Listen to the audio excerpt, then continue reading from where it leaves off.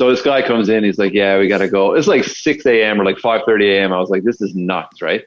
And so I go down, and I'll never forget it. I walk into this room, and because I still at this point didn't think it was real. I was like, someone's setting us up here now for some kind of joke, right? So I remember walking to the room, and then there was like 6 of the boys sitting in chairs drinking water with the same look of disgust on their face that I had. And then over in the corner was big Paul Cowart standing up doing jumping jacks. And I was like, Cordy, what are you doing? He said, they said it helps to make me pee.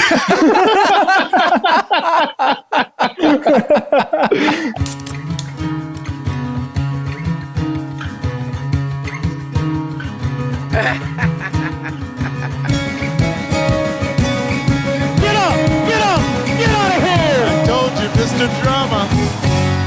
I used to be a ladies' man, but I'm a man now. For courting 6 girls all at once they used me. Say bye-bye baseball! My mother said it was naughty, I should take some goodbye.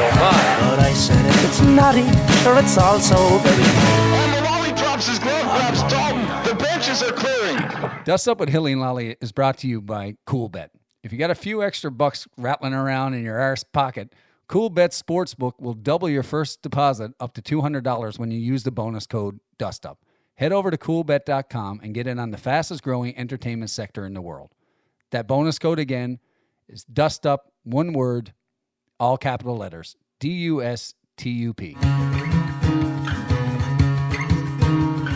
All right, fellas, we're back at it again. Episode number 7 of Dust Up with Hilly and Lolly.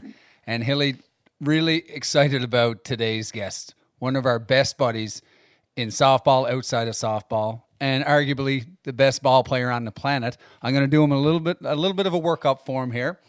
We got 5-time ISC World Tournament champion, 7-time Canadian Senior Men's National Champion, 5-time ASA American Men's Major Champion, 2015 WBSC World Champion, 2015 Pan Am Games gold medalist and hero in Brad Ezekiel coming on with us. I am pumped for this one.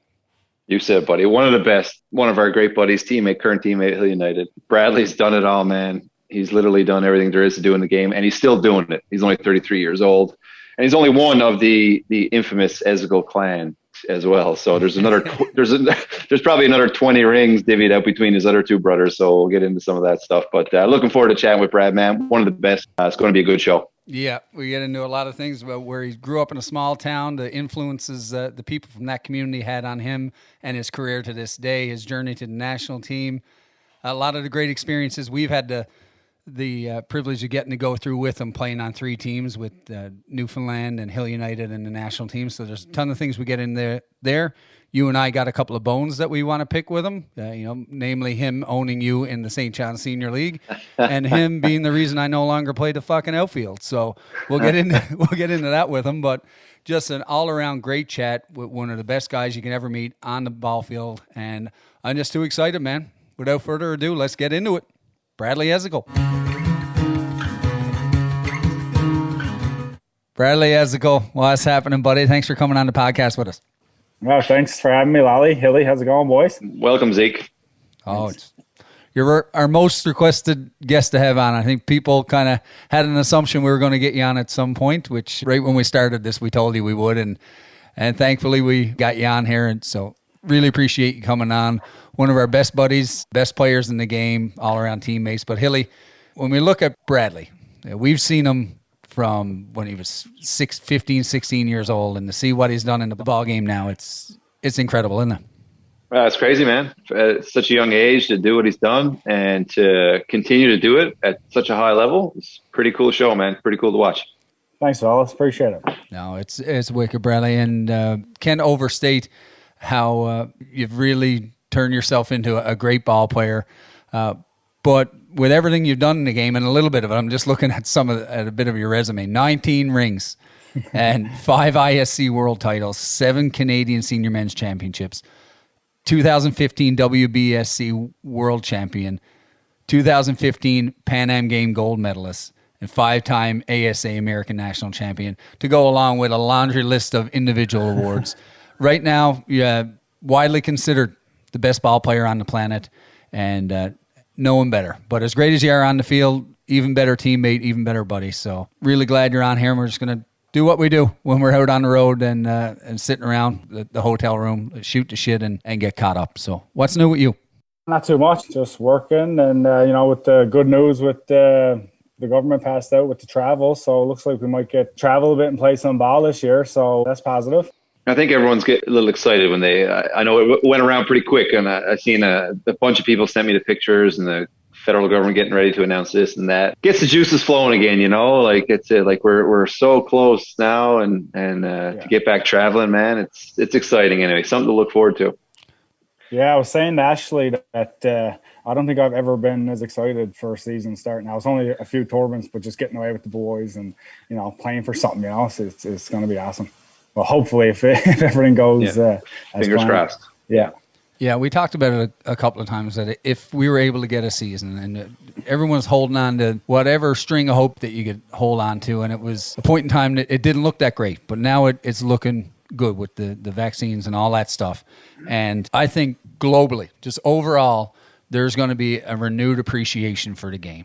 Not just the competition, but just the broader community, being back in the ISC, back at some of these travel events and getting to see the buddies that you haven't seen in a while and that maybe over the past number of years we probably took for granted. And that's what I'm looking forward to, the prospect of that, actually getting to see you guys in person again. And Hilly, we talked the seasons, kind of a couple of seasons now gone by without having the ball that we've been used to. The league started up in Newfoundland, and I think Bradley got off to a bit of a slow start, did he? Well, I was down. I think you might only have, now depending on when this airs, you might only have 2 games under your belt right now. Yeah, we got him and got 2 games. Actually, we had one snow out and one rain out. Wasn't that nuts? It snowed out the other day. That is crazy. Yes, it was the Tuesday. That was a Thursday night. So Tuesday, it was literally 29 degrees. I never had a shirt on the whole day. Oh. And then Thursday, I'm shoveling off the front fucking step. Like, it is wild.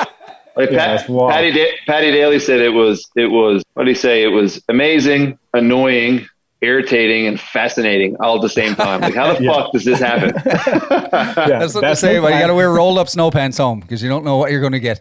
Yeah, you could get 4 seasons in one day. There's no doubt.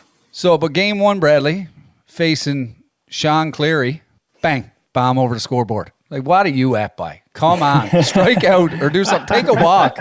What are you at going down there hitting a home run off Sean first at bat? Well, my first at bat was a walk, Lolly. So I see a few pitches. I don't think I swang my first at bat. Oh, okay. And, so went up the next one. I said, screw it. I'm swinging at the first pitch. Sure enough, Rod's ball, chest height, and managed to hit it a long ways. Sorry, Shani. Well, that's it, man. Well, the hitters got the advantage in that league, right? And Hilly, I'll give into it just for this episode. You, as the fantastic pitcher that you are, you can probably speak to it, the struggles of pitching in that league. So, Lolly, he's the 3rd best pitcher on any team in the world. There's no doubt about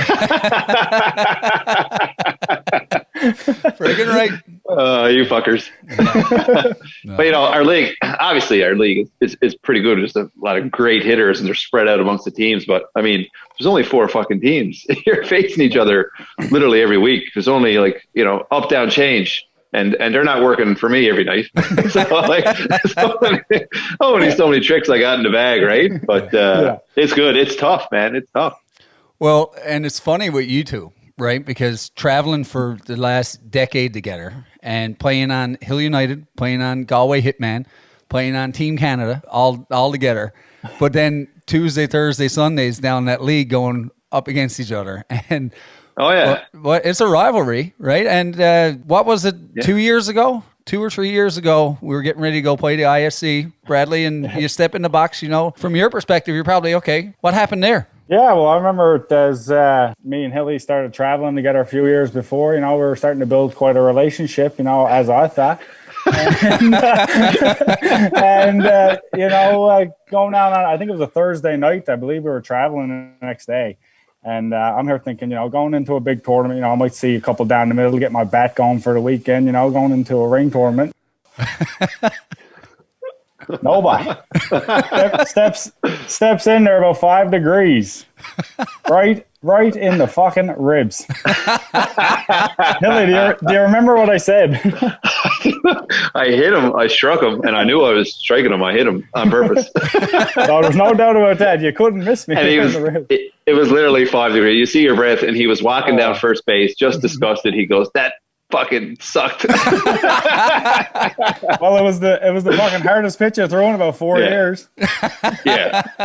Right. Well, looking back on it, it wasn't very nice. But at this point, I'm a flat rise ball away from wearing a face mask on the mound. We've seen a few close calls. Yeah. Right? Oh yeah. But it's good. It's good competitive league, man. Like, we're bitter enemies, really, between the lines Thursday night, and then Friday morning we're buying each other coffee at the airport. So it's fun. Yeah, there's no doubt. Yeah. Yeah. Well, actually, we're recording this. This is June 16th, and I got some real exciting news yesterday.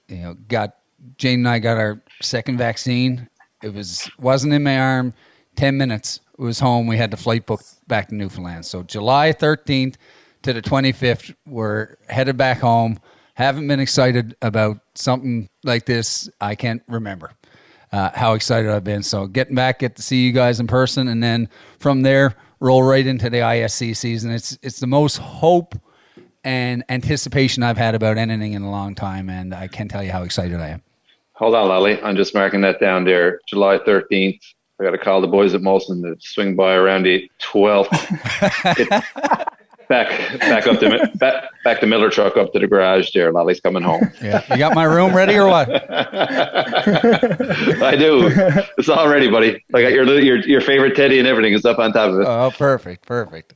Yeah. Well, that's excellent news, buddy. Yeah. That's awesome, man. That's awesome. But we're talking about just how hopeful things are now with the announcements and everything, and the ISC circuit. So we can talk on a bunch of different levels here. We can talk local ball in Newfoundland. We can talk Canadian championships with playing with Newfoundland, Team Canada stuff, and the ISC. But I want to talk particularly about the ISC now. And Bradley, where the last number of months was kind of a big question mark, 50-50 at best on whether we're going to get a chance to play. And now with the announcements that are coming out, looking very optimistic that we will. Where's your head at now with those announcements, getting prepared for what could be a very competitive, full present ISC World Tournament?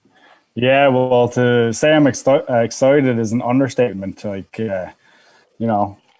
a full year off last year, it was almost like you needed it, to build up that passion for the game again. But yeah, it's going to be quite an experience to get down and see everyone and play a competitive tournament again. And hopefully it'll be good. Yeah. Yeah, it's I'm following along the social media and stuff like the rest of us, and the announcements, and you see the teams starting to get listed off, and you see the links to the rosters, man, and starting to build up some momentum. And it's almost like I don't want to get too excited because I don't want to be crushed again come 1st of August, but it's definitely something to look forward to, man. Just to get to travel again, see the boys, play some ball in the States in the warm weather. It hasn't been very warm here lately playing, but man, looking forward to it. I hope it happens. We're close. I think we're close. Yeah, and I hear you on that. You don't want to get your hopes up too much, and I keep catching myself in that. But you know what? I'm leaning into the hope now. If something happens, me too. If something happens, fine, we'll deal with it. But I'm just going to enjoy the hope, the training. I'm excited to train again. The practice, and it just. That announcement, it really renewed, like you said, Bradley, the passion for all things in the game. Yeah, it really did, but yeah, it's wicked. But there's so much that we can talk to you about and that we want to talk to you about. And seeing you grow up in the game from when you were 15 or 16 years old, when we first heard your name. Didn't know you. We knew Blair as one of the best ball players in Canada, making his stamp on the international scene in his early 20s. And we heard about, his younger brother, Bradley, moving up from playing midget ball to playing in senior league in St. John's. And then you've had a really incredible journey from a young ball player to where you are now when the captain's on Team Canada. But that all started from you in a very small town in CBC, Conception Bay Central, is a region on the Avalon Peninsula in Newfoundland, for our listeners who don't know, in a town called Harbour Main. What was it like getting your start back there, and how important was growing up in that area on your softball career now? Well, it was huge because in my area, everyone played softball. Girls, boys, everyone. Like I remember we even played mixed because there just wasn't enough. So you just you put everyone on the team and you play whoever came, right? So no, that was huge. And like I said, Blair, he being 6 years older than me, he really set the table for me, getting me out there when I was 10 years old, throwing me rise balls, trying to hit me in the face, you know. Right.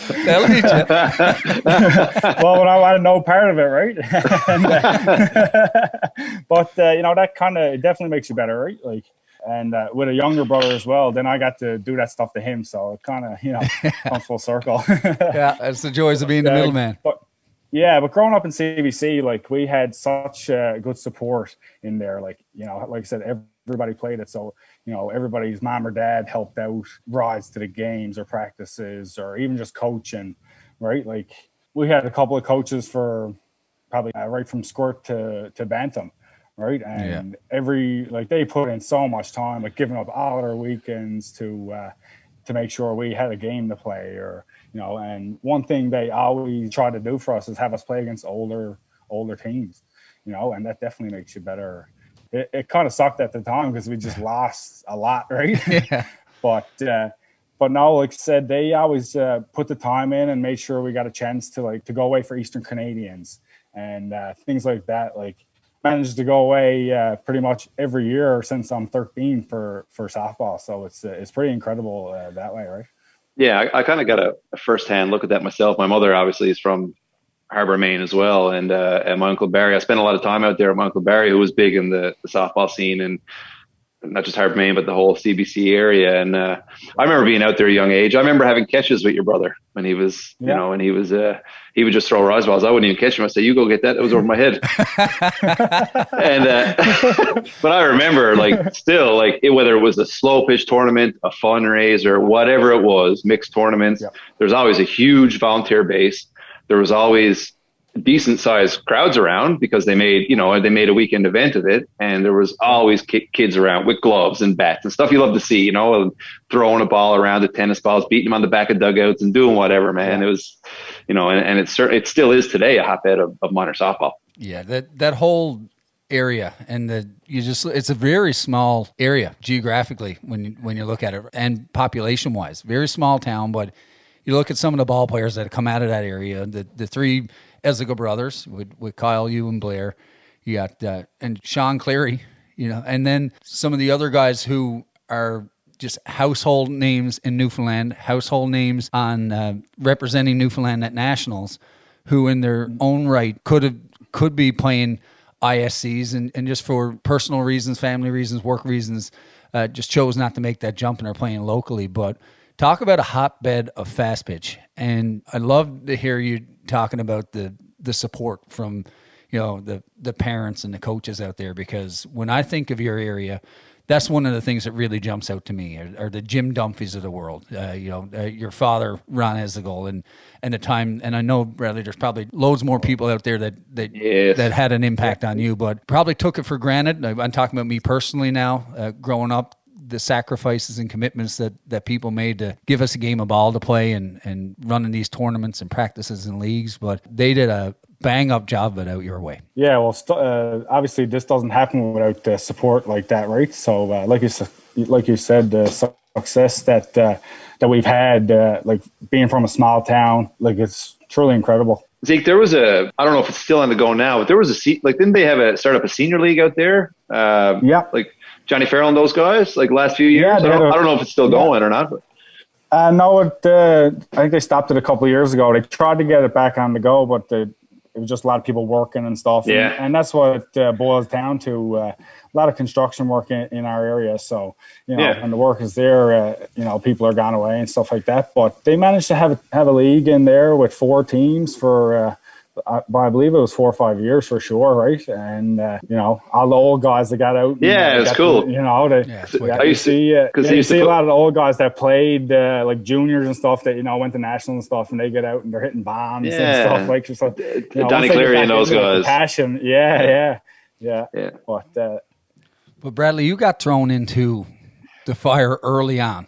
Right, because when you were coming up, I think at that point, we had Colin who went and Ward Goss, and then me and Hilly started going down traveling the ISC, and your brother Blair and Johnny Kelly and some of these guys, and then you got to go real young, 17, 18 years old, to get to go down and play on some of these teams. And when I look back on your career, it's really defined by big moments, big games, playing on championship teams, but you got thrown into real big situations early. My mind goes back to 2009 when you got a chance as, I don't know, how old were you in 2009, that season when we teamed up 22 with, then.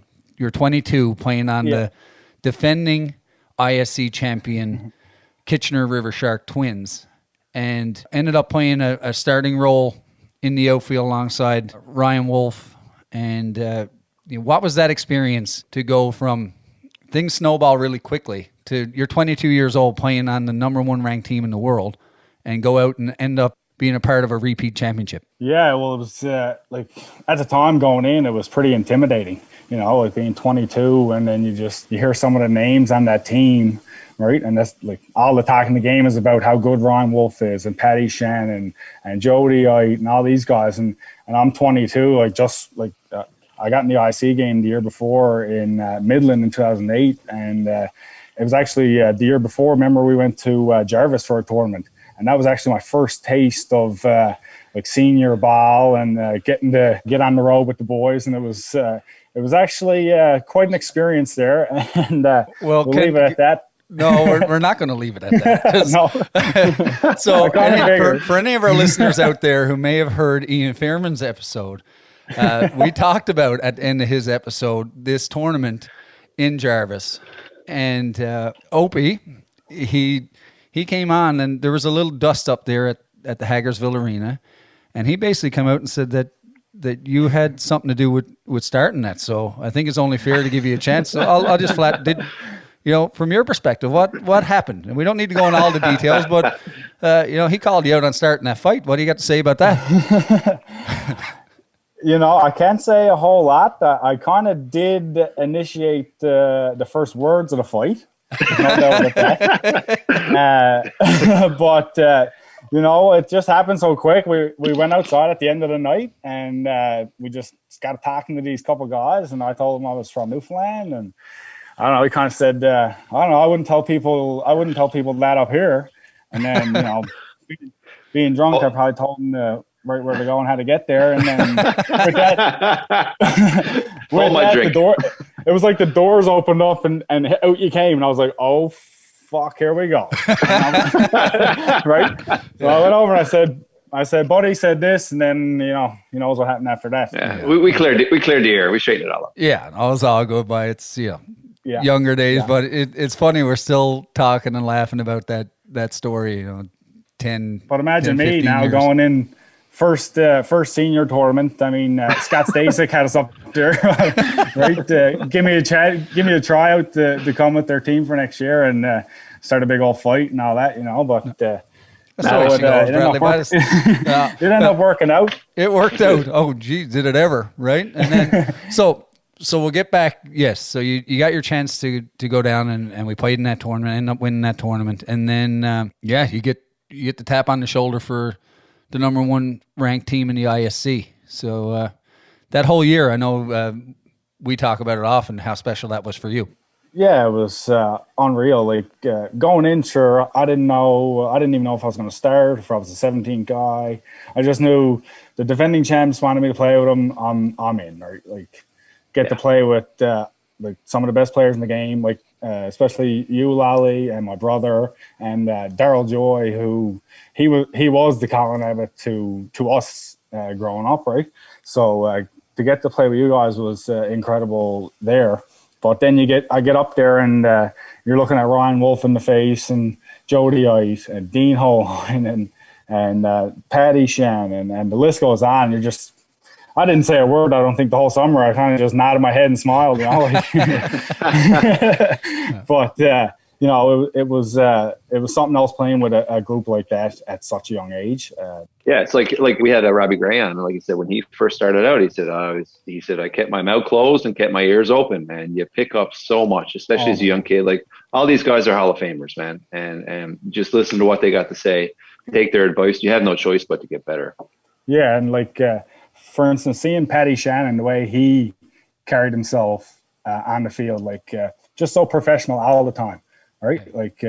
And that's when you really notice the New Zealand guys, how serious they take it, right? It's it's cool. It's cool to see. And before we go any further into you said Paddy Shannon here, and my mind is going here now because this has come up before. Oh, here we go. Oh, his mind's going now. But buckle up, folks. This is fucking interesting. No, take us through. Talk about the stance, your batting stance. Because you mentioned Paddy, and I'm thinking unique stances, right? So that's why Paddy have a very unique stance. Jody Henniger, we've heard comparisons of your stance and your bat waggle and stuff to Jody Henniger. How did that come to be? And we all know it's working for you, but it's not necessarily something you're not necessarily you see the young kids doing now or people teaching at hitting clinics. But how did it come to be? How did you iron that out? Yeah, it's definitely not something you'd teach a young kid for sure. But no, I remember, like I said, playing back in CBC, I remember our coach, Cy Gorman, he said, I just want you to be comfortable in the box. As long as you're comfortable, you'll hit the ball. So whatever it was, I started, I always started with my hands high, and then I used to pump, drop my hands and then go through. And then, I don't know, over the years, I just my hands just kept going up so I wouldn't drop the bat so low. And there's no real rhyme or reason, but a bit about timing too, for sure. But it's just something I've done since I'm real young and just never ever changed it. I think if a coach told a young Stephen Mullally to go to the box to be comfortable, just be comfortable, be yourself, I'd say he'd go up with a tin of Pepsi and a flaky pie. Well, if it was that easy, boys, Bradley, go in. And I'll quote you here. This is how easy the game of softball is for Bradley Ezekiel. When he describes hitting, as long as you're comfortable, you hit the ball. But there's a lot of dots that got to connect from when you're from your comfort to hitting a low lifter from Adam Folkart. You're right. Yeah, I wish it was just being comfortable, but you make it look effortless. We talk about you pretty well every episode. That I haven't really seen you slump, but we talked about it's just a banking of experiences that you've started at that young age. And then in that championship game in 2009, you drove in the winning run, 22 years of age, to give the number one ranked team back-to-back championships. So do you remember that at bat? Do you remember that game? What do you recall from that?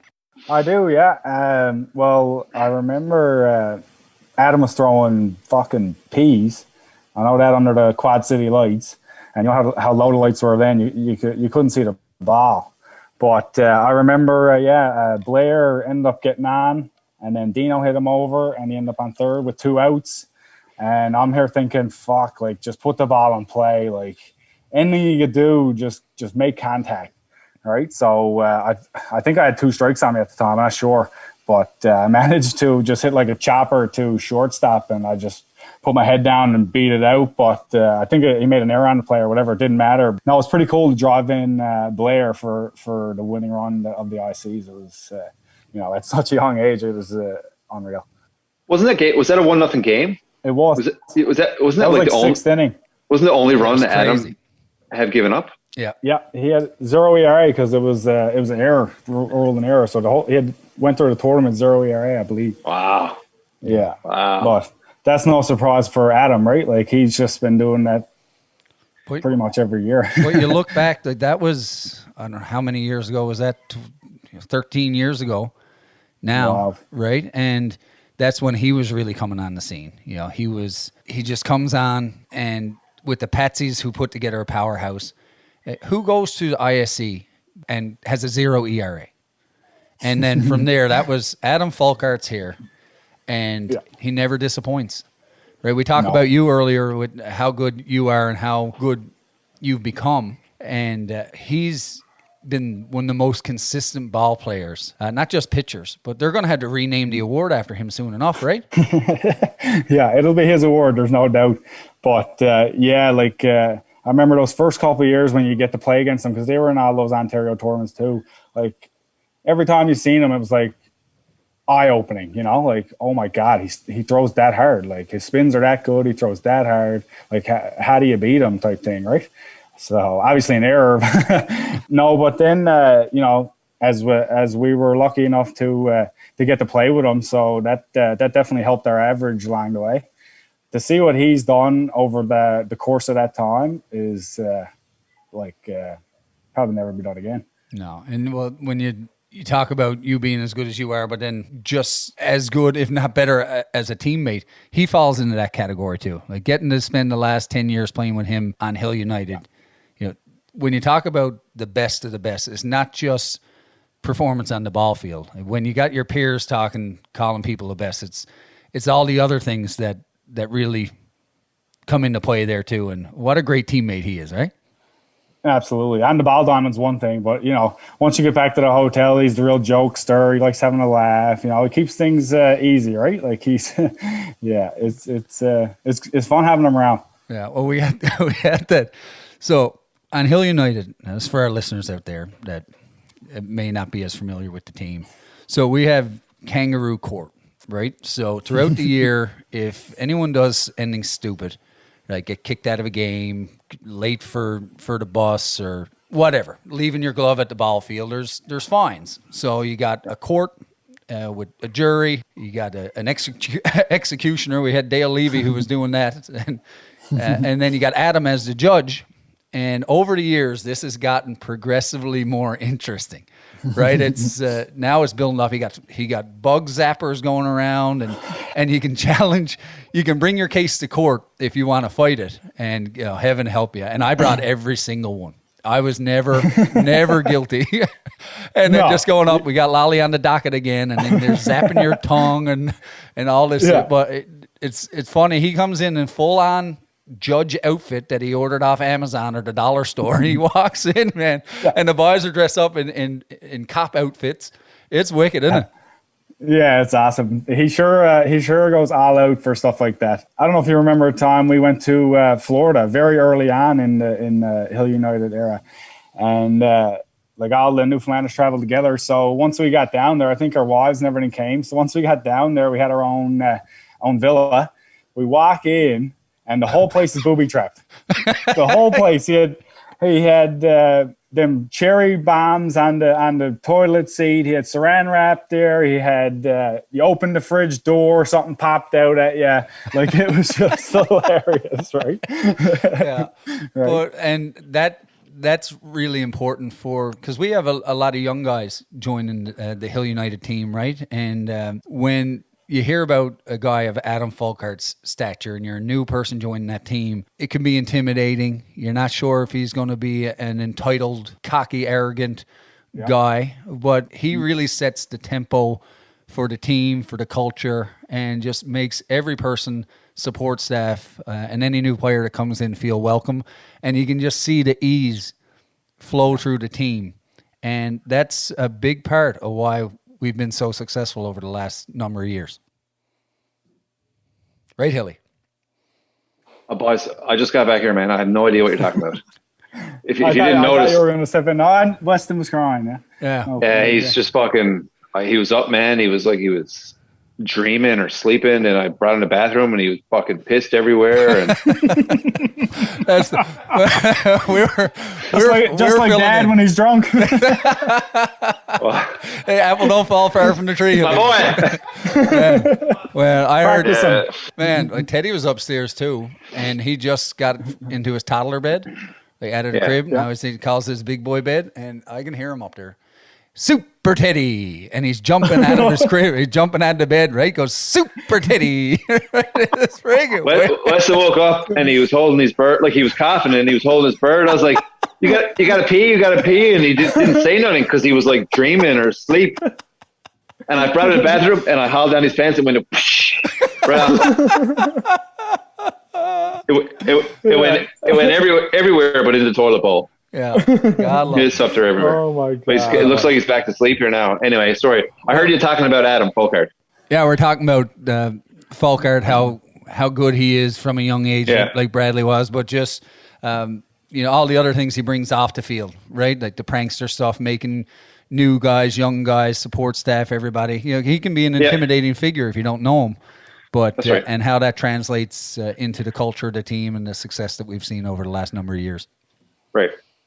So it's like any of the guys that we grew up playing against. Like Bradley talked about the Dean Holine and Todd Martin. Getting your start with these guys is like those top dogs. You don't really know what they're like, and it's kind of intimidating when you're first joining the team. But Adam got a way about him that he just makes everybody feel welcome. He's a prankster. He's a jokester on the field. He's all business, but there's he got the fire and the aggressiveness. But you know what? You fuck up or you make a mistake or whatever. It's all good, man. It's all good. Get him next time, type thing. Like he's just a real good teammate for such a guy who's won so much and who's so good and still so good right now. Well, Bradley, there's so much here that we can dive into, right? And we got to go to the national team next. And you've been a mainstay on the national team now for a number of years, but I knew from early on that was on your radar, and there's a lot of hard work going into it. When did you see that as a realistic goal, and then what was it like working your way up to getting that call and first joining the team? You know what? It was a dream at a young age for sure, but it was never thought to be a reality. I think I was in 2008. I got the call to join the pool, and I think we had ISFs in 2009. So there was a lot of we'll say older players around that time. So I was happy to get in the pool. I kind of knew that it wasn't my time yet, and I believe it was still every 4 years then. So our next one was 2013. So in the middle of that, I think it was 2011, we went to Florida for the AAUs and a camp. So that was the first time I actually got to put on the maple leaf, and that was an amazing experience in itself. A funny story about going to Florida. Like at that time, I think I was 21, 22. A bit older than that. I was probably 23, and we went down there, and I was like, the fitness testing and the beep test and the push-ups and the sit-ups. And I'm going to be honest, I probably didn't do any before we went down, But I remember saying to Ryan Boland going down, I was like, man, I'm nervous about the fitness test, right? Like, if this is I'm not going to make the team because I can't do 50 push-ups in a minute, right? Yeah. So he said, we'll pair up when we get down there. And he said, I'll take care of you, right? So we get it. into it. Good old bowling, buddy. You got your back. And the sit-ups, it's like, go on the sit-ups. And you hear 1, 4, 7, 15, 7, right? Just going off the ladder, right? I was fucking so grateful for Bowley at the time, right? Thanks, buddy, folks, for helping out your out-of-shape friend, right? That's all you need to know about Ryan Boland right there. Aside from he's the best catcher in the game right now and a beauty all around, but that is wicked. And that was, I guess, both of your guys' first time. So we got to share that experience, and like he helped me out so much with that, and I think we ended up losing to you guys in the final there with Chicago, New York, but the experience itself, just getting to wear the maple leaf, getting around all the like Wolfie and those guys, seeing what they're like on the national team. It was amazing. I remember I pitched that game, believe it or not. I started it. I think Mark Johnson let off the game with a home run, I think. But I remember, funny story for that championship game. Jordan Graham was his first camp as well. You remember Jordan? Yes, and he come in to relieve me when I got my tits lit up, and he was going in, and I remember Lolly was leading off this inning, right? And he was like, was this guy a good hitter? And all this stuff. I was like, fuck, nah, not really like it. Do your thing. And then Lolly proceeds to hit one fucking about 496 feet. It was like 7-0 at this point, so I could laugh about it then, but I just thought it was pretty funny. right? I missed that tournament too, man. You know, the getting to go down there, it really breaks up the off season. You get to see the boys, and we got to go down there a couple of years ago, right before everything shut down. And I'm really glad that we did. That was a lot of fun. But hopefully they keep continuing on with that tournament. But back to kind of your journey within the national team. So then it's bango. You're 2013 going down to New Zealand. And this, from our perspective, this is Bradley Ezekiel, knowing who he is as a ball player, establishing himself now on the international stage, and is really your first ISF and your bango entering into your prime. Yeah, well, 2013 kind of was coming into I was coming into my prime there, and going into that tournament, I didn't know my role on the national team at that time. I was kind of told I'm going to get every opportunity. So going in, I ended up playing first base and batting cleanup, which something I never did before. I don't even think I brought a first baseman's glove with me, right? I wasn't too happy about that. No. Lord Jesus, but on this, you're the reason I left the fucking outfield, right? Because I was playing center field, playing Team Canada outfielder, right? You work your way to national. I made national team as an outfielder. Team Newfoundland, I thought, okay, maybe left field, maybe not center field. You got Wolfie, but okay, at least you made the national team as an outfielder, and here comes freaking Bradley Ezekiel. Why? And I quickly realized that I probably have a longer career playing first base than I would trying to compete for a spot in the outfield. And then sure enough, we go down there, and now you want to take fucking first base from me too? No, sir. Just let our fans know, just make no mistake about it. That is definitely the reason why he left the outfield. There's no other reason. That's funny. Well, my career at first base didn't last too long after that, we'll say that, because I was quickly back in the outfield. But back to the experience, being the first time, you kind of don't know what to expect. You're just going down, trying to just play well, contribute on both sides of the field. And going in, start batting cleanup and playing first base, you're like, whoa, what's on the go, right? But then as the tournament went on, you get more comfortable, and you just go back to playing, doing the things that got you there. And the experience itself was great, which I think we kind of could have done better. We could have had a better result. That experience for the young guys, how we had such a big turnover with the national team before that, that experience was huge for a lot of us. And looking back, that was my first ISF as well in New Zealand, and I know Lolly played in 2009, but there was a factor, like an unknown factor, intimidation factor. We were young, obviously, and there was lots of vets around on all the teams. And but going into New Zealand, Canada and New Zealand have such a rich history and a fairly intense rivalry. And I just remember seeing videos back from, I believe it was 2004 in Christchurch, I think it was. And you see the hostile crowds and and really what you're walking into. And there was that factor that played a role. And, we didn't reach our goal down there. It wasn't the outcome we wanted. And, but I think now next time going back, and I'm looking forward to 2022, we've been there. We know what to expect. And I think that's, certainly going to help along the way.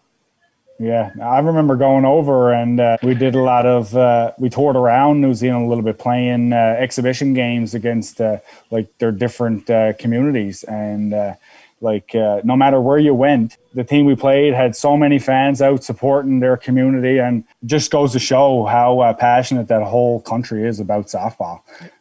Yeah, it's unreal. When we, like Hilly said, we look back into 2004 and the rivalries, then we got to see kind of as fans of the game, young guys coming up, and then get to get your feet wet with some international friendly events, and then right into the ISF, and had kind of a journey with the relationship with the Kiwis. When you come in, you're young. It's like they're a bunch of assholes, us against the world. You just hate them. Right? Or you're training your mind that you don't like them. And then you start to learn a little bit more about how they approach the game, the respect that they have. When we first got to see the haka, I know me personally, I probably had an ignorant approach to it. didn't really understand what it represented. And, you kind of sit back and probably not intentionally, but maybe disrespected the tribute.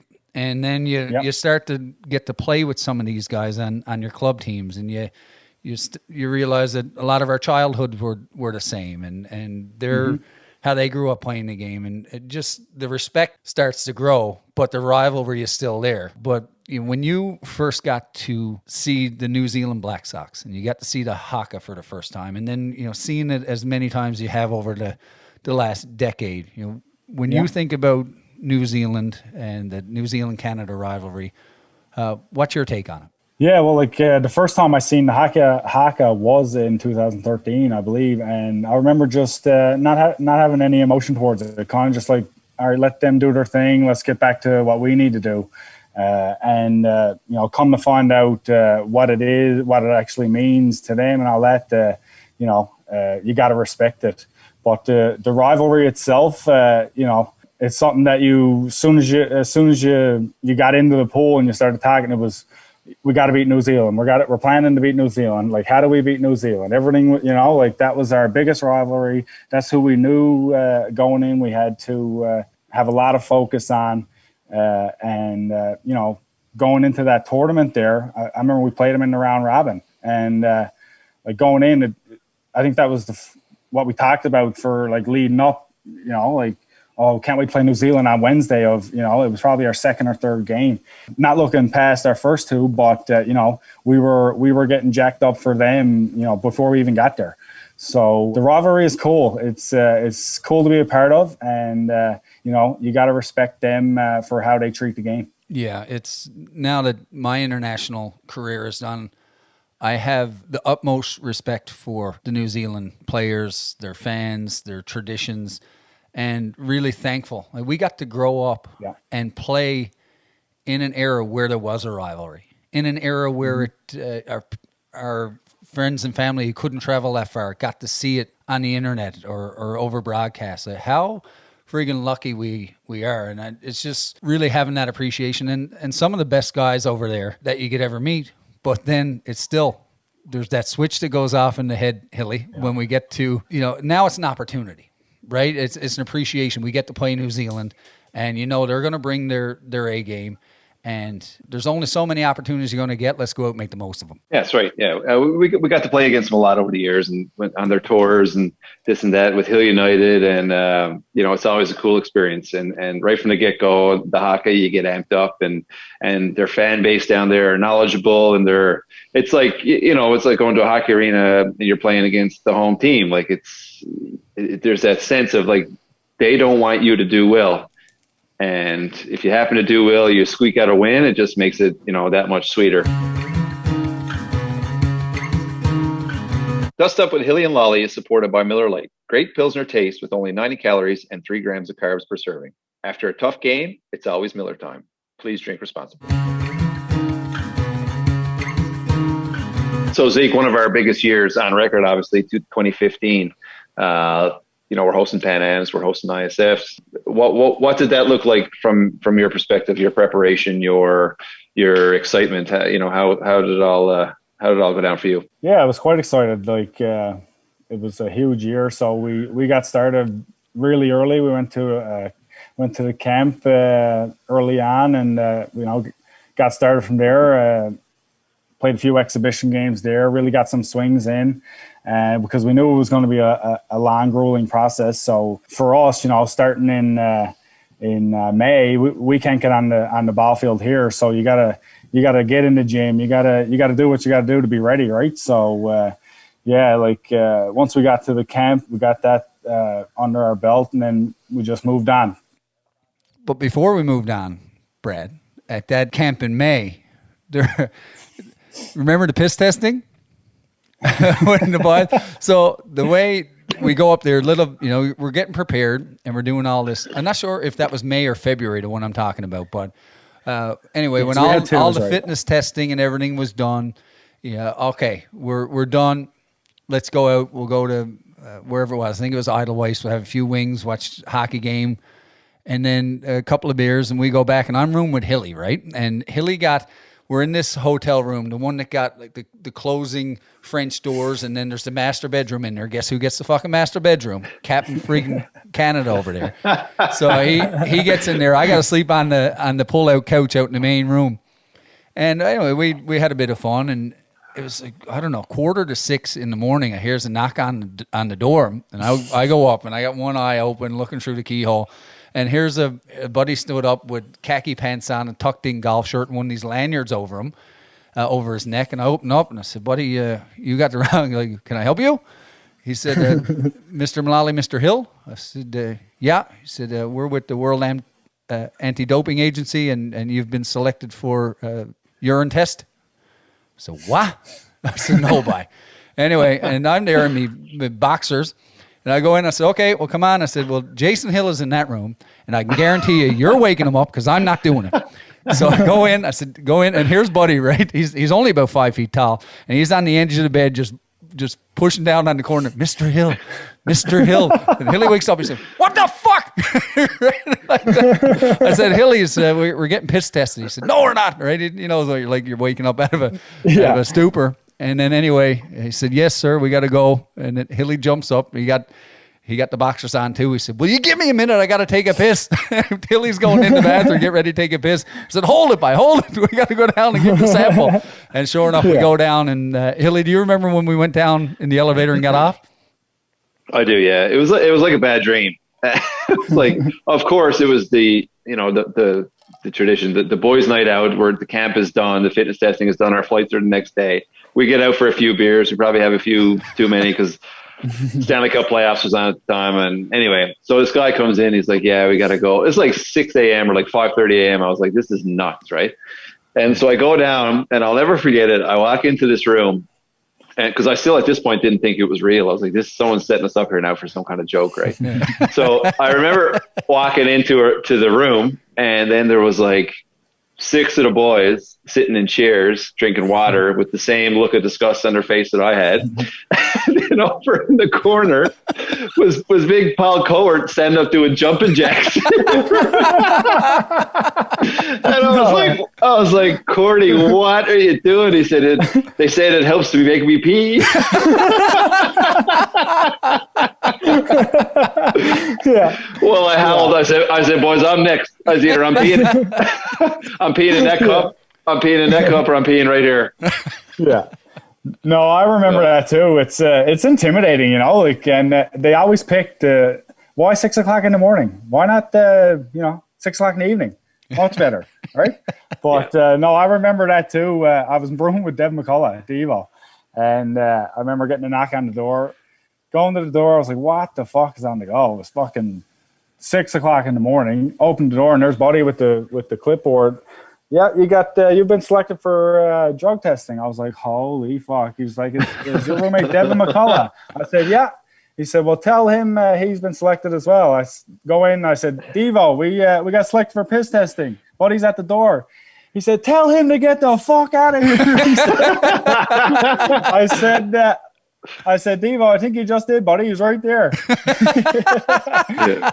So with that, about a half hour later, we stroll down, and like you said, Hilly, you walk in and everyone's there, and you're just like, okay, I guess it's not too bad. Right? Well, we hadn't been through that before, and there was no warning. I think every camp now we have the different. We could expect a knock on the door at any point in time, but for me, that from that point on, after the pee testing, that was like, okay, this is game on now. This is serious business. Yeah. Like there's no more shagging around. It's business mode now from here till we get to the field.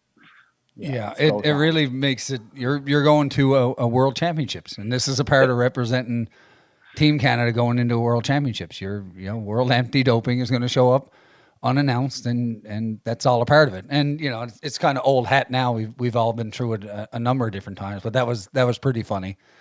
But that whole year and going into that summer, the three of us had a really unique opportunity because we played on 3 different teams together, and had a chance to win 5 major championships in one summer with the WBSC with Team Canada, the Pan Am Games with Team Canada, the ASA Men's Major National Championship with Hill United, ISC World Tournament with Hill United.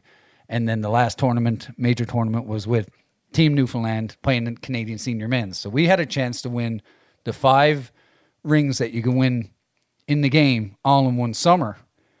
And it still baffles my mind to think back that we did it, right? And it's something that we were on this panel with Ryan Boland for his Canada Games team.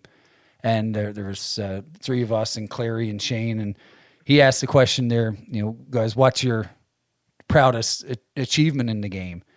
And, looking back now, I don't think I said it at that point in time, but to be able to say that you had that opportunity and went out and actually, I don't know, had your dreams come true, that to come out and come away with those, that whole experience is something I can't believe we had the opportunity to do it.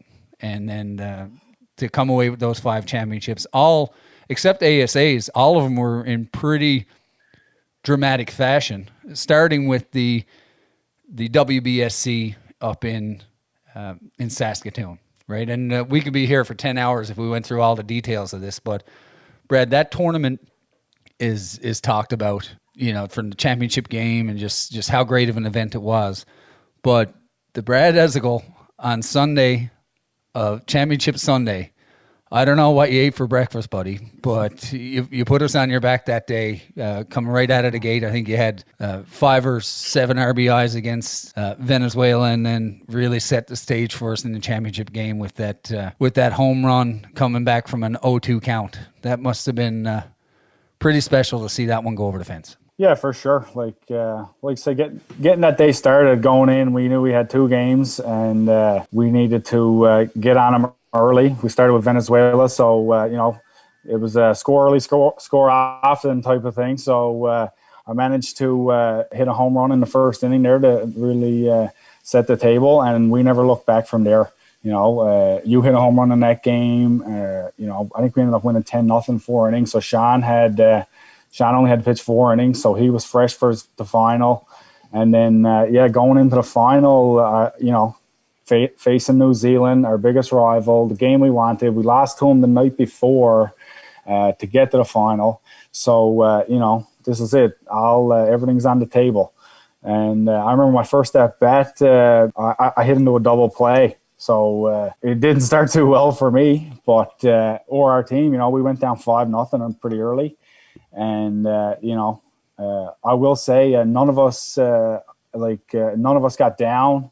When it was 5-0, everyone was still I remember you had the saying, Lolly, pulling on the rope in the same direction. Everyone tried to chip in and do their thing. And once Horny started that, got that double in the 4th inning, and then Matty had the base hit and then home run and another home run with 5-4. So after that 4th inning, we're like, all right, boys, this is our fucking game to win, right? And then it was actually the Lolly show. It wasn't the Bradley show, right? So that was quite the performance you put on yourself, Lolly. And that's something that will never fucking be done in this game again. No, it was really, really special. But and then we talk about Hilly that week too, right? Batting damn near 800 after getting food poisoning again. For the 3rd time in Saskatoon. Yeah. And but yeah, it was really cool to see the buddies you grew up with, not just us two, how tight that team was. Everybody were friends. You're more than teammates at that point. You're friends. But Hilly, that you were on a different level that week too, man. Yeah, well, I mean, I was going to touch on that Sunday, but I mean, if you look at that lineup from 1 to 15 offensively, we knew we had the pitchers, but offensively, I don't know what our team batting average was. It must have been well over 300, probably close to 400. Like everybody was mashing the ball, and it must have been a pleasure for the coaching staff. You could interchange players here or there, and it's not going to make a significant difference to your lineup. I mean, everybody was producing, and really at that level is what you need. You got to get right. The Stars got a line to win that tournament. It's very tough to win. It's getting tougher to win every time now because all the other countries are getting good. But just to touch on that Sunday, I mean, that was literally best case scenario for us with that game against Venezuela. 10-0, 5 innings, get Clary off the mound, get back to the hotel, have a little rest up.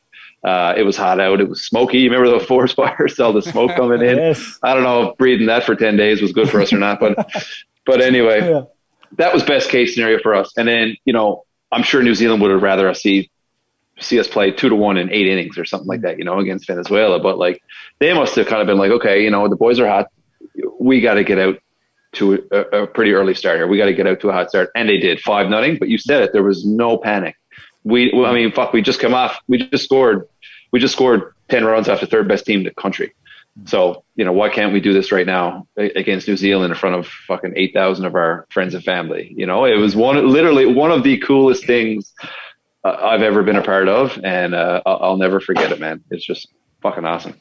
Yeah. We were lucky with the coaching staff that we had too, right? And you think back on tournaments like that and championships won, they don't happen by accident. It takes everybody. And there's some things that maybe a lot of people don't know that happened that really contributed to us being as close-knit of a team. And I can remember halfway through that tournament, I don't know, I think the coaching staff might have got a feeling that we were a little bit tight, or we weren't where they thought we needed to be, either mentally or performance-wise. And I remember they called us down to the lobby that one morning, and we thought we were all going to practice. We're all in our gear, and they said, "Bring your ball bags back upstairs, fellas." And I'm like, "Oh, Jesus, man! Like, are we doing fitness testing, or what are they doing now?" And then they took us bowling, right? They just showed up bowling, and we went out there, and we just blew off some steam. They had a bunch of games and challenges, and mixed up the teams, and we just got to blow off some steam, kind of forget about the pressure and all the distractions. And I can still remember the laughter and the energy that was brought up in that bowling event, and it carried over onto the field. I think there was a little bit of pressure, a little bit of weight lifted off the chest, and I think that was a really smart move on their part, very insightful and perceptive call by the coaching staff. You got to do those things. Like, I mean, the national team is traditionally a mix of veterans, guys in their prime, and young and up and comers, right? And there's nerves, there's different personalities. You never know what somebody's thinking. There's lots of distractions. We're playing at home. There's probably more distractions at home than what there is on the road. Really, everybody, like Les Howie always says, every your friends and family, everybody wants a piece of your time. There's lots of distractions, lots of nerves. Stadium was loud and packed every night. Yeah, it was right. So just to have that little reset, and you got guys like LZ and Wolfie and like Lolly, and getting on with the young guys and saying, "Boys, let's just sit back, relax, do our thing. We're going to be all right. Let's go have a little bit of fun for a couple hours. We'll go grab some pizza or something after, have a beer." Like, it was awesome. I think that's, like you said, I think that's one of the best things that could have happened that week. Yeah. And then, so we win that championship, top of the world, and then got a reset to go into the Pan Am Games. And like I said, we could be here all night talking about all these, but we need to dive into, Bradley, that's one of the biggest moments in Canadian softball history for sure. But we had a lot of pressure on us going into that tournament, but going into that championship game in particular, because at the ISFs, it was 23 years since Canada won. So we had a bit of pressure of trying to get us back on top. But then you flip to the other side of the coin at the Pan Am Games, and men's national team has never lost a Pan Am Game gold medal. And we're going in trying to preserve that streak to play Venezuela in the championship game. And you were hitting the ball on the screws the whole weekend, but you couldn't buy a break. I think the field was 10 feet.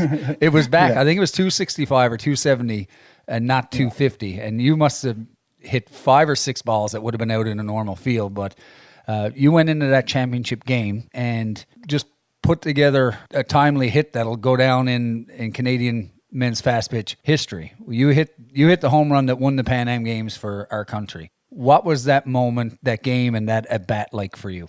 It was something special. I mean, to get up with an opportunity like that for your country on home soil in front of so many fans, like a lot of family there too. My wife was there and all that. So, it probably it will go down probably as one of my biggest hits in my career. But, to do it for the boys, in such a tight game, like Urbanea was, a lot of change ups, a lot of off speed. He was kind of lulling us a bit, it was kind of, and Sham was doing his part, like mowing everybody down as he usually does. So he kept us in it there. So it was to go through that at bat. I remember like not necessarily struggling, but not many hits to my name. And I remember Stewie coming down, John Stewart, coach at third base, because I think they made a defensive change right before my bat. I think they walked Matty. Then they made a defensive change to left field. So it gave us a bit of time. He came down and he had a chat. And he was like, they're throwing everything away. He said, fucking hit one the other way, for fuck's sake. Like, thanks for the advice, coach. I'll try to do that. That was a good impression, actually. Yeah. But no, I just remember, I'm going to try to just make good contact here. And he threw me, I remember it was inside dipper, and I fucking turned on it. And I fucking crushed it is what I did. You know what? You know what? You did. And that it was a no doubter, man. And the place went up. It was just unreal. one of those times when you hit it, you didn't feel it, like it was an unreal feeling. I remember going around third and like kind of winking at Johnny Stewart, right? Fucking hit one the other way type thing, right?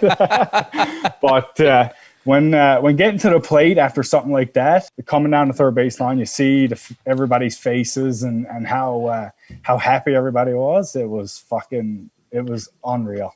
Yeah. You know what Johnny Stewart said to me before my last event in that game?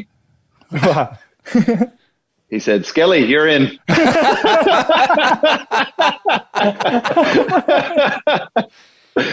And that's why he's one of the best coaches, Hilly. That Urbanea.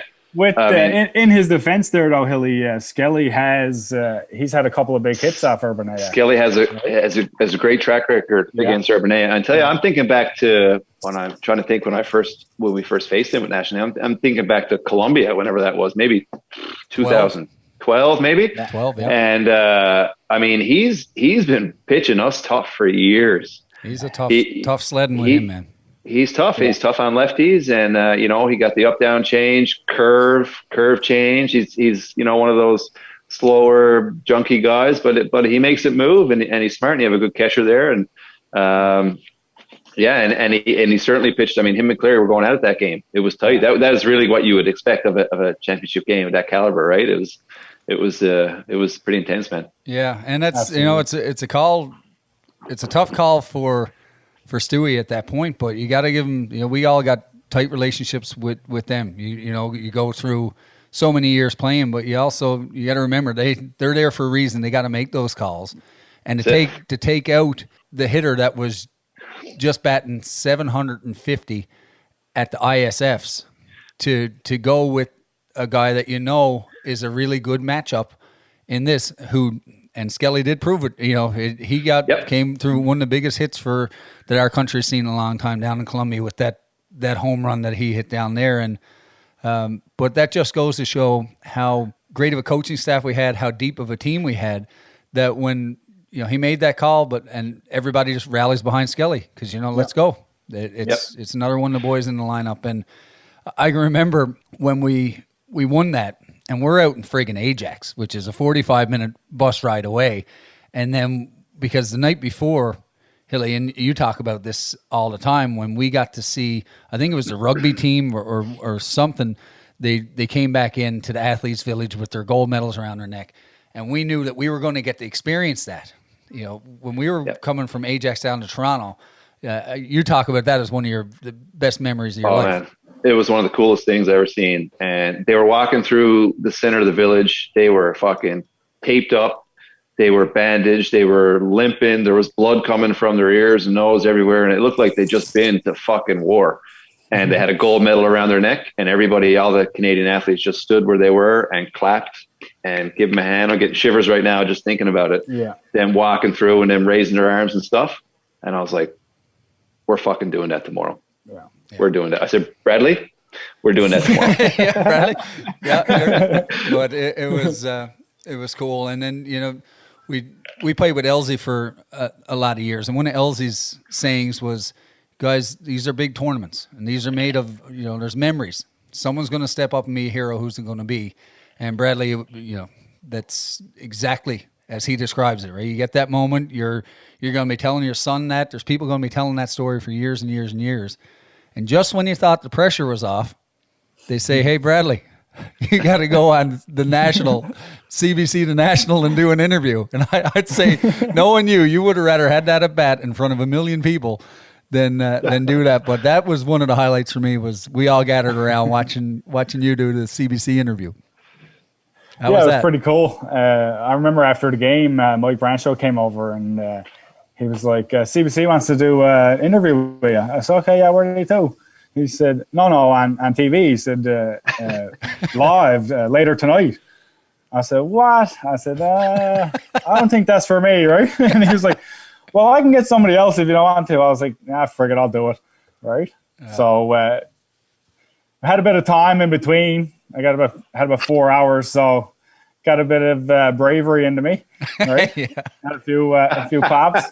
But managed to get there, and I remember doing a podcast before, like to kind of get you comfortable, right? And that kind of eased it a little bit. And I remember after that going in and like getting your makeup done for like getting ready for TV. And I had my hat on backwards, and the ladies are doing my makeup, and she's like, "So you're gonna wear your hat backwards on TV?" And I was like, "I don't know, am I allowed?" She's like, "Oh yeah, we just want you to be comfortable." I said, "Oh yeah, I'm gonna wear it backwards then." She said, "Okay, well." They're ready for you. So I walked out, and no, it was a pretty cool interview. It was something cool to see. And Scott Russell, was it? Yes. Yeah, Russell. yes, we see him all the time. See, Bradley, just goes back to like your coach back then said, as long as you're comfortable in the box, doesn't matter where you put your hands, you're just going to hit the ball. He goes into CBC, he says, just want you comfortable, wears a hat backwards, goes out and kills the interview, man. It was awesome. So that was unreal, and just to see you come through like that, know how hard you worked and everything you put into it, and that our whole team was relying on you in that tournament. To see you step up the way you did, it was friggin' awesome is what it was. But then we went on. We won the ASAs in 5 innings. Great. Fast forward through that one, and then we're looking to go into the ISC. We won the Canadians at the end of the summer. We don't need to talk about that. But Hilly, I do want to talk with Bradley on here about that championship game in the ISC when you came up with bases with runners on first and third, or second and third against Cleary. That must have been an unreal situation for you now, looking back on your career. It was, just after winning the ISF, winning the Pan Am Games, winning the ASA, and now you're up with a chance. We're down, and basically it's all riding on you at this point. What was that at bat and that moment like for you? Yeah, I guess like much like I guess Bradley's tournament in the ICs, I wasn't really, I had a few hits here and there, maybe a home run or two, but I wasn't really squaring the ball up all week. And I was kind of struggling, I was in a kind of a slump, I guess. And at this point, Kyle Linton started the game for the Gators, and he came out and Sean Cleary come in. So obviously we're all familiar with Cleary being from Newfoundland. We play in the same league. We also know he's one of the best pitchers in the planet. So we're down 4-2 at this point. You're on second. Elsie's on third. So you know what? Like what I'm trying to do here is I'm trying to hit the ball hard. I don't know, left field, right field. I'll go with the pitch, wherever it is. I'm just trying to hit the ball hard, not strike out, make them make a play. So we get into a pretty good battle. It's 2-2 at this point. They call time. Remember they called time like 2 or 3 times. Yeah. Campaign goes out to talk to Cleary, and they probably think you're tipping me off at second base or something, which you would never do. No, never. No. And anyway, he threw me a changeup, and I was a little bit out in front of it, but I squared it up. I knew I got the meat of the bat on the meat of the ball, and it was a fucking piss missile to right field, and it wasn't very high. And I knew at the very least, it's a tie ball game here. I'm standing on second. And sure enough, I see it sail like there was a low set of bleachers behind the fence. It just barely went over the fence, really. It just kind of went into the low set of bleachers. And then I just put the hand up, and I kind of had a little blackout run around the bases. But it was pretty cool from the week I had to come up in a big moment for the boys. Yeah, and to see it, like, who else would you want up against Cleary in that moment? Like, I'd say you probably had the most at-bats against Sean in the history of fast pitch. So the stars kind of aligned for us in that situation. He didn't throw you a bad pitch either, right? Threw you a changeup, I believe it was, if I'm not mistaken. It was a changeup. Yeah, it was last pitch changeup. And I've had some success off Sean before, but he's had a lot of success off me too. Yeah. It's just one of those. It becomes a chess match at that point, right? What's that like, boys? Having success off Sean? It doesn't happen very often. No, that's wicked. Good thing about Sean is he won't stick you on purpose, right? If he has a couple of good games against him, hey? Yeah. Well, that's what real pitchers do, not the petty ones like Hilly there, Bradley. But it's pretty cool. We talked about it a couple of times too. But I watch that game or the highlights from that game on YouTube every now and then, and seeing you put the hand up, Hilly, running around the bases, but. It really brings a smile to my face to see you high-fiving the old man Johnny Hill going around third base. It's pretty cool. We talk about what that year meant for us and the opportunity we had. When you think about coaches, he got to go out and do the same thing. He coached Hilly from when you were 5 years old, and then to see him and his journey up to playing, coaching on the national team, coaching with Hill United, and he won 4 rings that summer himself. That's a story that needs to be told, and we'll get him on to tell that probably when I'm home. Yeah, I think Johnny really like that, man. He got some stories to tell, and this has been a wild ride for him as well. It's been a dream of his to coach at that level, ICs. And to get to play for my old man the last few years, it's been pretty cool too. It's something you look back 20, 30 years down the road and you're having a beer with Pops on the back deck. You say, remember we did that, remember that time. And, it's pretty cool, man, but I'm sure we should get him on here sometime and, reminisce a little bit, I guess. And, maybe on your trip home, we'll get down to the old Bruins Boulevard. Yeah, I think we'll make an early announcement. It might not early, depending on when this one airs, but yeah, can't wait for that. Brad, we were looking forward to having you on, right? And there's so much we can talk to you about. We're just so many stories. There's no way we can get to them all. Maybe when I'm home too, we'll get you over to the Bruins Boulevard and we'll start round 2 or get on telling some stories there. But we brought it up when we had Rob Gray's episode, and I'm just curious, how many flights do you think you missed because of me?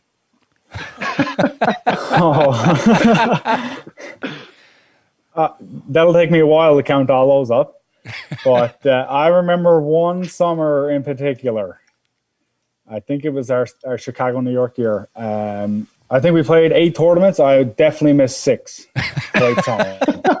Right? But it was the same old thing, right? We got time. Border will be nothing. Sunday, you fly right through that. We get through in 2 or 3 hours. We'll get there, no sweat. Yeah, okay, Lolly. We got to leave now. Another beer while we go on. Okay, yeah. Finally gets on the road, gets to the border. 2.5 hours at the border. Right? Like, another flight missed this week. No big deal. Ashley's going to be off the head. Right? But, yeah, that's just a part of it too, right? And you know what? And it's still a problem today, because if we ever Lolly living up in Burlington now, he have a nice beautiful pool, tiki bar in his backyard. It's always sunny out there. If we ever finish, if we ever get knocked out early, or if we finish early on a Sunday, our flights, we usually book a late flight anyway, just in case, right? Because we'll stick around. We don't want to have that problem rushing to the airport. We'll get the last flight. We'll get there plenty of time. But the problem is now, if we're finished early, Lolly says, "Boys, come back right on the way to the airport." He says, 20 minutes, half hour away, right along the way. Right. Yeah, so we go, time.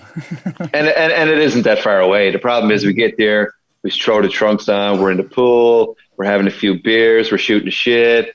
We could have just won a tournament, and it's like, fuck, do we even want to go to the airport right now?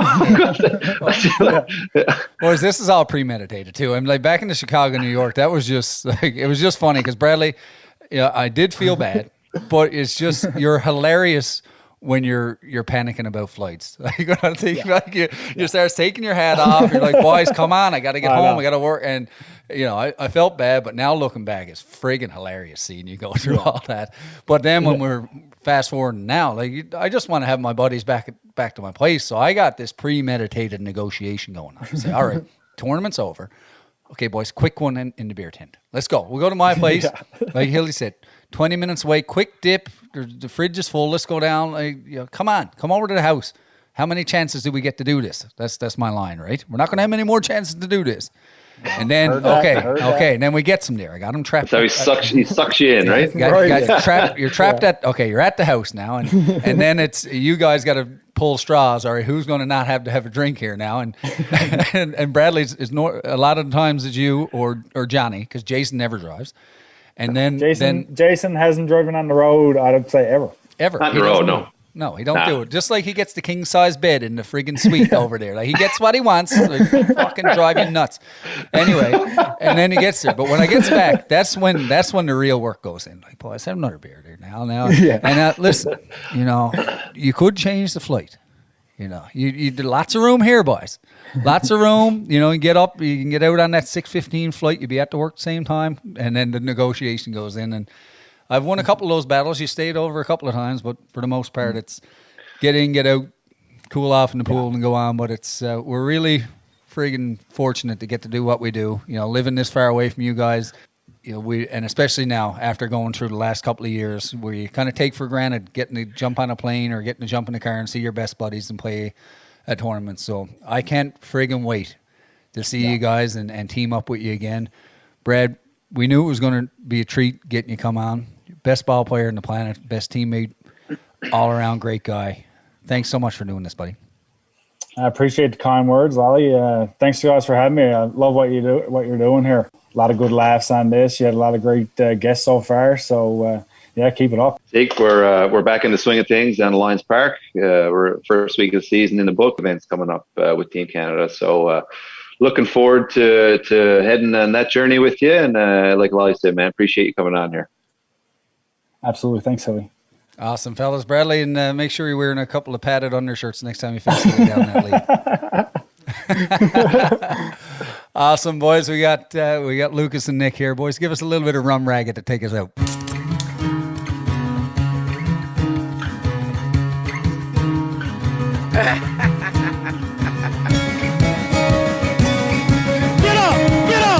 out of here! I told you, Mr. Drama. I used to be a ladies' man, but I'm a man now. For courting 6 girls all at once they Say use me. bye-bye, baseball! My mother said it was naughty, I should Tony take some goodbye. But I said if it's naughty, sure it's also very nice. And the Lolly drops his glove, grabs Dalton. The benches are clearing.